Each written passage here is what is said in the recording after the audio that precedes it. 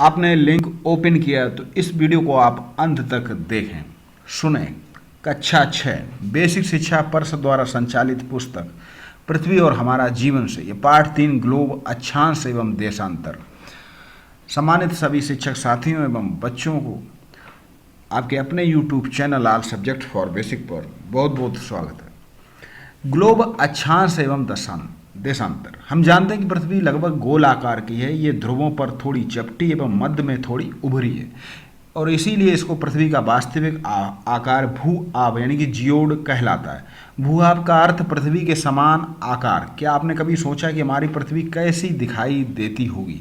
आइए इसके लिए ग्लोब को देखें। ये आपका ग्लोब है और देखिए ये पृथ्वी जो है तो यहाँ पर ये उत्तरी ध्रुव और ये दक्षिणी ध्रुव यानी कि पृथ्वी अपने अक्ष पर 23.5 डिग्री अंश झुकी हुई है। ग्लोब पृथ्वी का लघु रूप में एक वास्तविक प्रतिरूप है। ग्लोब स्थिर नहीं होते हैं, इनको कुमार की चाक या लट्टू के समान घुमाया जा सकता है। हमारी पृथ्वी भी इसी प्रकार अपने अक्ष पर घूमती है यानी कि धुरी पर घूमती है।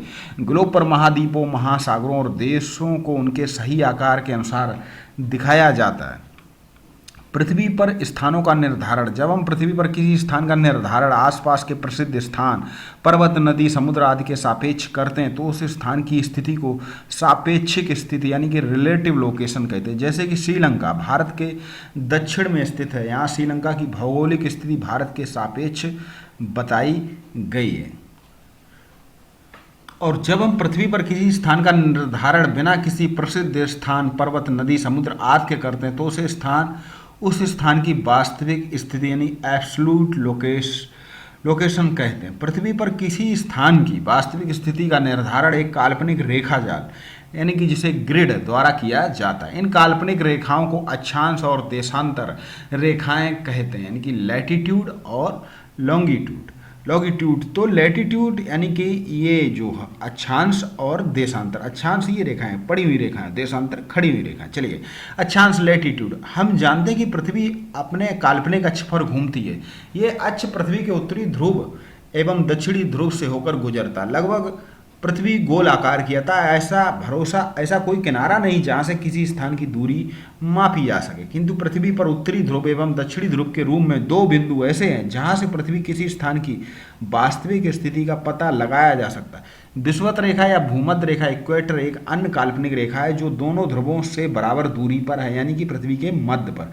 यह पृथ्वी को मध्य से चारों ओर से घेरे है। ये रेखा पृथ्वी को 2 बराबर भागों में बांटती है। पृथ्वी भूमध्य रेखा के उत्तर का भाग उत्तरी गोलार्ध, इसी प्रकार भूमध्य रेखा के दक्षिणी भाग का दक्षिणी गोलार्ध। किसी स्थान या बिंदु, अब देखिए ये हमारी पृथ्वी है तो पृथ्वी का ये उत्तरी ध्रुव और ये दक्षिणी ध्रुव और ये बीच में भूमध्य रेखा जो पृथ्वी को चारों ओर से घेरे हुए यानी कि इक्वेटर बोलते हैं और इसको उत्तरी गोलार्ध और इसको दक्षिणी गोलार्ध।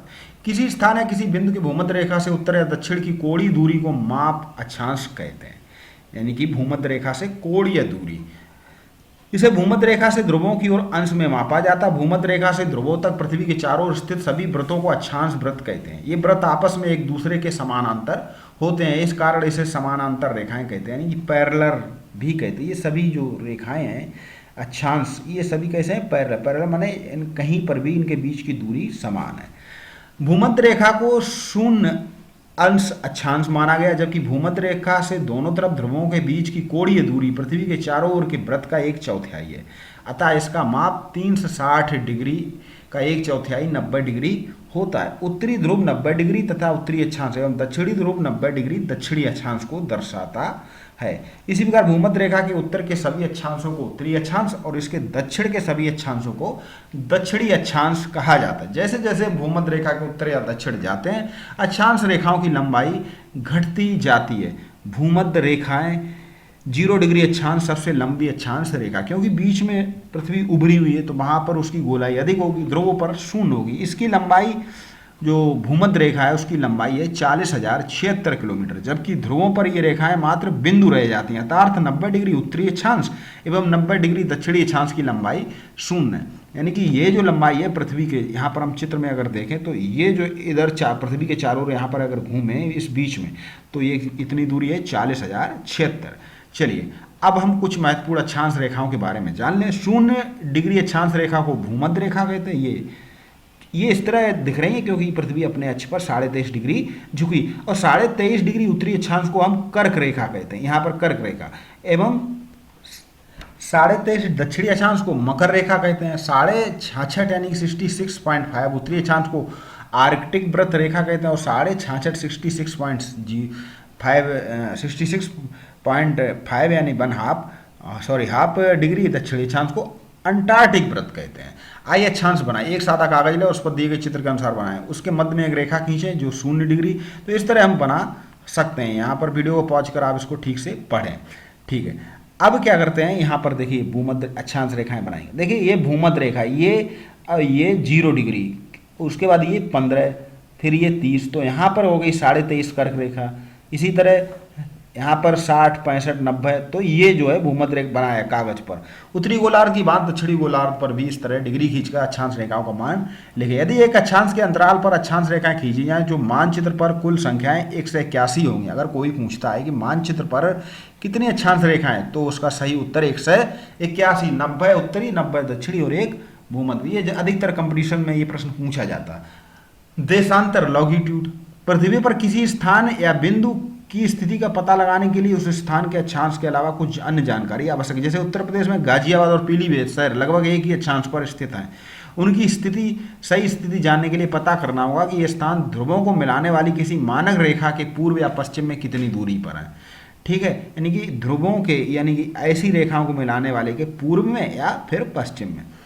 तो ये मानक रेखाएं देशांतर रेखाएं कहलाती हैं। इनके बीच की दूरी को अंश में मापते हैं। ये रेखाएं दोनों ध्रुवों पर मिलती हुई प्रतीत अर्धवृत्ताकार होती। इनके बीच की दूरी भूमध्य रेखा से ध्रुवों की ओर जाने पर क्रमशः कम होती जाती। ध्रुवों पर उनके बीच की दूरी 0 हो जाती है और ये रेखाएं एक बिंदु पर मिल जाती हैं। तो किसी बिंदु के चारों ओर अधिकतम 3 से 60 डिग्री का कोण बन सकता है। अर्थात यदि 1 डिग्री के अंतराल पर देशांतर रेखाओं को खींचा जाए तो ग्लोब पर 3 से 60 देशांतर रेखाएं।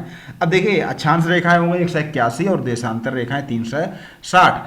अक्षांश वृत्तों के विपरीत सभी देशांतर रेखाओं की लंबाई बराबर होती है। अतः देशांतर रेखाओं की गणना में कठिनाई थी, इसलिए सभी देशों ने सर्वसम्मत से निर्णय लिया कि लंदन के निकट ग्रीनविच नामक स्थान पर स्थित ग्रीनविच वेधशाला से गुजरने वाली देशांतर रेखा 0 देशांतर या प्रधान देशांतर रेखा है, प्राइम लॉन्गिट्यूड या प्रधान यामोत्तर प्राइम मेरिडियन होगी।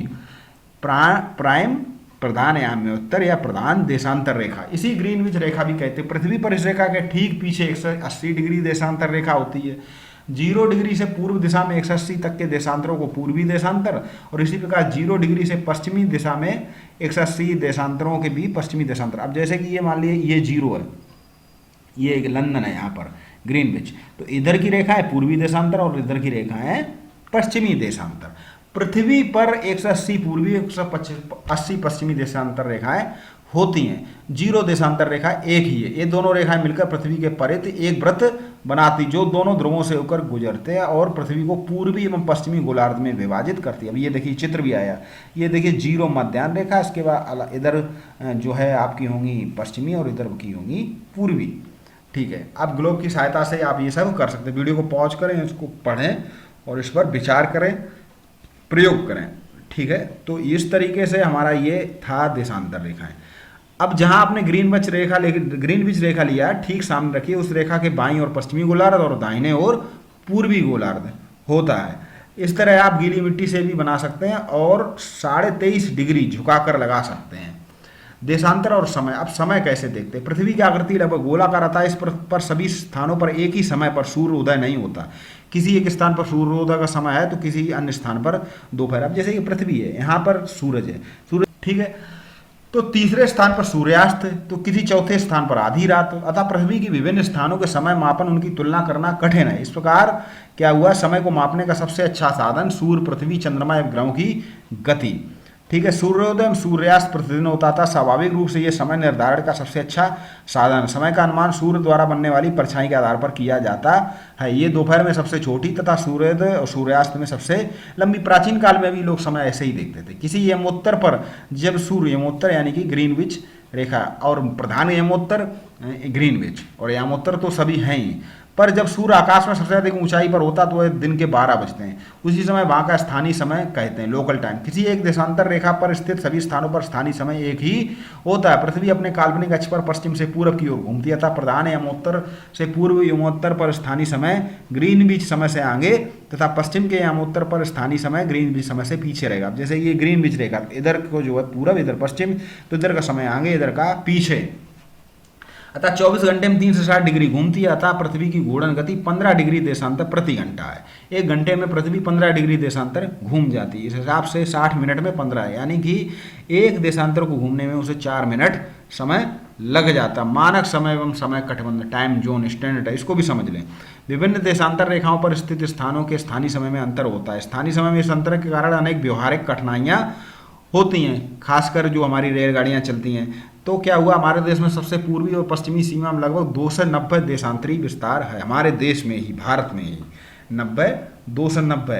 अतः दोनों स्थानों के स्थानीय समय में लगभग 2 घंटे का अंतर हो जाता है। अतः 82.5 डिग्री, क्योंकि हमारी पृथ्वी जो है 68.5 से 69 तक जो है, और इस तरह 82.5 पूर्वी देशांतर रेखा को मानव जो हमारे 68 से 69 तो जो है अक्षांशीय विस्तार पे हिसाब से, 68 से जो है 30 डिग्री देशांतर तक हमारे पृथ्वी का विस्तार है, पूरब से पश्चिम तक।